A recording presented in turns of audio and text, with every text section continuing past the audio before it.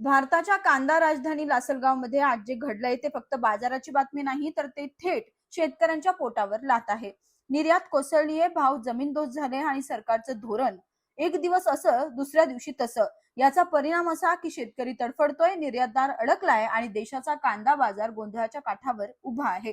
निर्यातीला नेमकं काय झालं? एप्रिल ते नोव्हेंबर भारतातील कांदा निर्यात थेट 20% घसरली.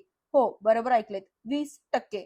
जिथं भारताला 2,500 कोटी मिळायला हवे होते, तिथे मिळाले फक्त 2,137 कोटी रुपये. कारण काय? तर कधी निर्यात बंदी, कधी अचानक 20% निर्यात कर, कधी एमईपी लादला आणि परदेशी खरेदीदारांचा पूर्ण विश्वास घसरला. बांगलादेश, श्रीलंका, मध्य पूर्व सगळ्यांनी भारताकडे अनिश्चित पुरवठादार म्हणून पाहायचं सुरू केलंय. आता लासलगावमध्ये भाव का कोसळले तर तेही सांगते. भाव वाढतील असं सांगितलं गेलं, निर्यात कर काढला जाईल म्हटलं, पण काय झालं? लासलगावमध्ये उलट भाव 250 रुपये प्रति टन खाली कोसळले. याचा थेट अर्थ शेतकऱ्यांच्या खर्चही भरून मिळत नाहीये.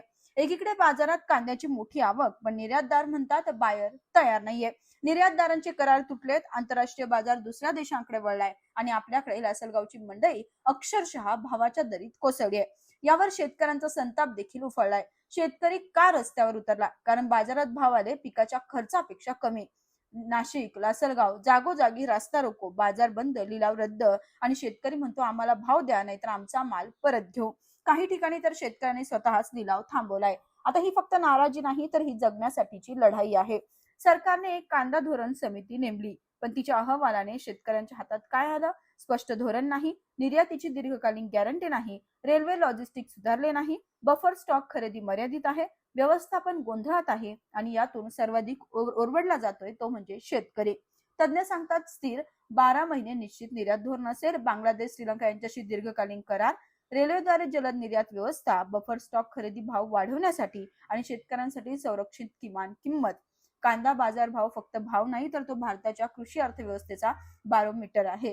आजचा प्रश्न फक्त इतकाच की भारताला कांदा निर्यातीमध्ये जागतिक नेता बनवायचे की गोंधळाच्या धोरणाने बाजार पुन्हा कोसळू द्यायचे.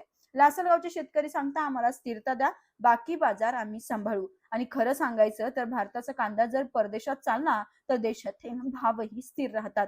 शेतकरी वाचतो आणि ग्राहकही.